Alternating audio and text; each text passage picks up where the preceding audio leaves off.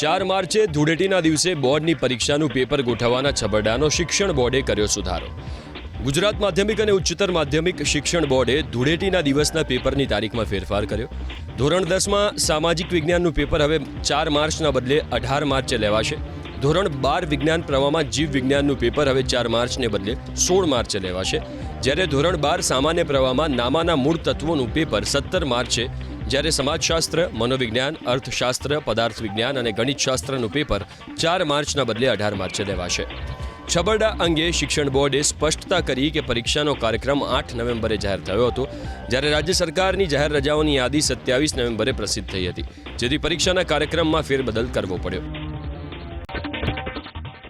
4 માર્ચે ધૂળેટીના દિવસે બોર્ડની પરીક્ષાનું પેપર ગોઠવવાના છબરડાનો શિક્ષણ બોર્ડે કર્યો સુધારો.